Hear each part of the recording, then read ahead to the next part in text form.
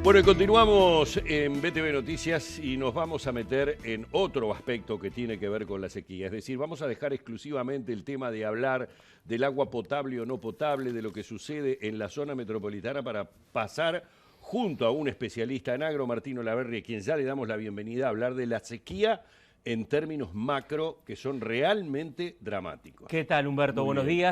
días a toda la audiencia de BTV Noticias.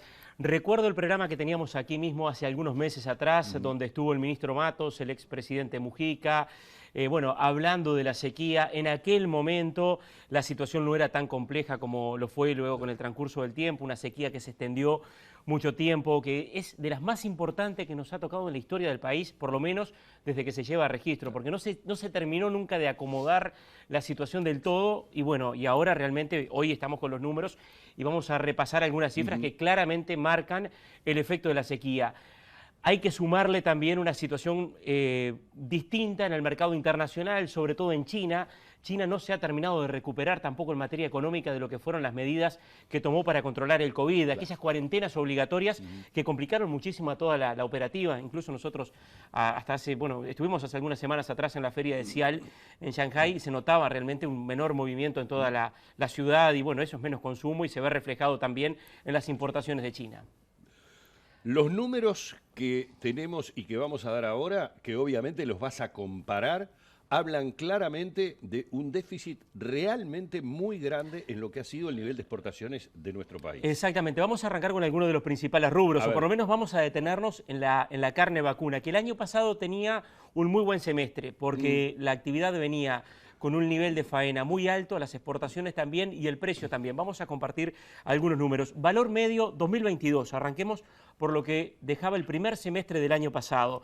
La tonelada de carne vacuna, $5.120 el valor promedio. Este año es de $4.423, casi un 15% menos el valor promedio de la tonelada de carne vacuna en precio.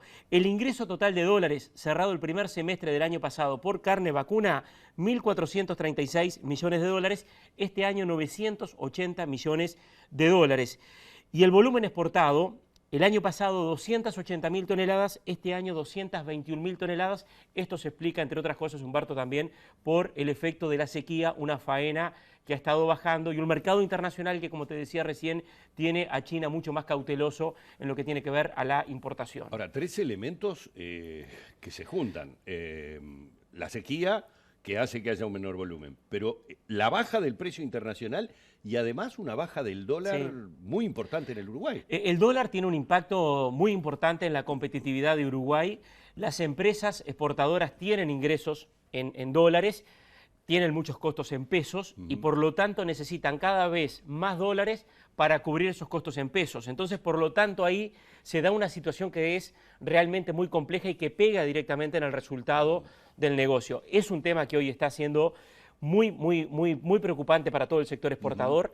La industria frigorífica, por ejemplo, le viene pidiendo al gobierno que aumente la devolución de impuestos para de alguna manera contemplar esta situación. ¿Qué ha estado pasando, por ejemplo, con el mercado interno, Humberto? Antes de hablar de otro rubro importante para la exportación, que es la soja, por ejemplo. El precio de la carne viene ajustando a la baja. Por esa situación que tú recién mencionabas del dólar, para muchos frigoríficos, incluso hoy exportadores, les resulta más atractivo vender en el mercado interno, porque cobran en pesos y por lo tanto tienen una mejora en lo que es el resultado de la caja. Y el precio viene bajando. Seguramente ahora, antes de salir al aire, contactaba a algunos operadores del mercado. Es probable que tengamos una nueva baja en el precio de la carne en esta semana. Además, el ganado ha estado bajando también y eso obviamente contribuye a que se dé una baja en el precio del producto. Y la carne importada va... Hoy Uruguay está muy competitivo con respecto a Brasil, por ejemplo. Martín, para ir cerrando, porque es muy importante los números que también podemos hablar del tema de exportación de soja. Sí, mira, el año pasado la soja, luego de un momento de mucha expectativa, porque el verano vino seco hasta mediados de enero, por lo menos en buena parte del país, hubo un muy buen resultado de la soja, 3.000 kilos por hectárea de rendimiento de soja el año pasado. Este año la soja no llega a los 1.000 kilos, el promedio está en 650 kilos. El año pasado Uruguay llegó a una producción total de 3 millones de toneladas de soja.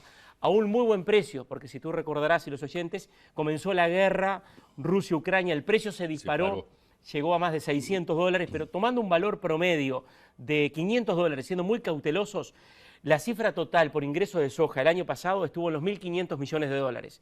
Este año, con un promedio de 650 kilos por hectárea de rendimiento y a un precio más bajo, en el entorno de los $450, el ingreso total por concepto de exportación de soja va a estar en el entorno de los 350 millones de dólares. O sea, es otro número que también impacta mucho y que lo estamos viendo hoy en el nivel de ingresos y en la caída de las exportaciones de Uruguay. Bueno, muchas gracias, Martín, aunque obviamente las noticias no han sido para nada buenas y lo poco alentador es que en el panorama no hay lluvias suficientes como para decir que superemos esta sequía, digamos. No estoy hablando solo de lo que sucede a nivel de la zona metropolitana. Estamos hablando de la sequía que afecta al sector exportador del agro uruguayo. El ciclo biológico y productivo es muy particular, o sea, llueve, pero las secuelas permanecen, la recuperación lleva más tiempo, no es inmediata y bueno, vamos a continuar seguramente con números que bueno, van a marcar una diferencia muy importante con respecto